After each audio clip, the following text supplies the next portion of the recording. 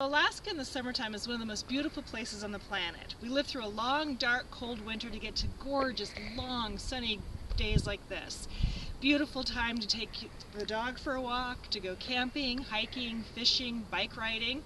So today I want to share with you a couple of simple camping meals, as well as a tip that I figured out that might be useful for you when you go out and enjoy the great outdoors. So I hope you enjoy it. I want to share my passion for camping in the outdoors with you guys. So one of the camping hacks I came up with last year was to bring hot water bottles camping. We have a tea kettle, we heat up water, we put them in the hot water bottles at night. You can put them in the sleeping bag or under the blanket so the bed is nice and warm when you crawl in.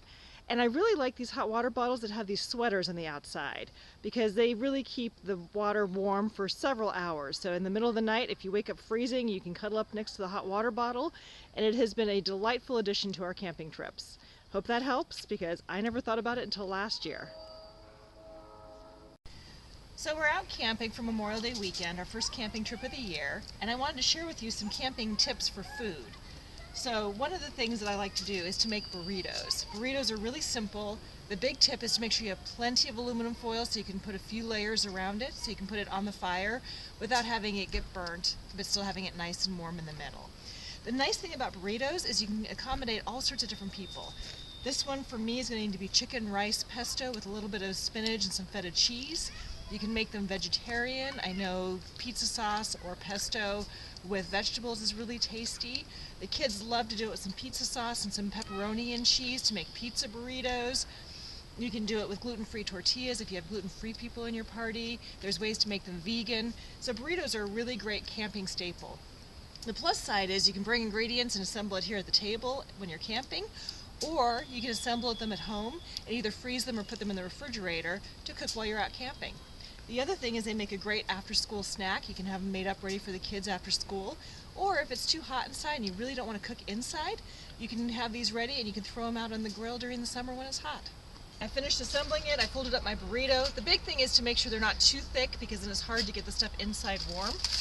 And then I'm just going to wrap it up again in several layers of foil so it does not burn on the fire.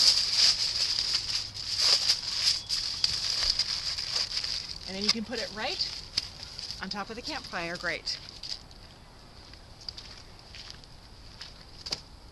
I'm going to let that sit there and warm up for, I don't know, 8 to 10 minutes maybe. Check it a couple of times, make sure it's ready, and you have a nice, delicious hot lunch. It's a gorgeous sunny day, so I'm taking advantage of that fact to air out my pillows. It's been a long winter, things get kind of stuffy in the house, and when you have pillows like this one that are filled with buckwheat or wool or down, or large pillows that won't fit in the washing machine, airing them out in the sunshine for a few hours is a really great way to freshen them up and deodorize them and disinfect them.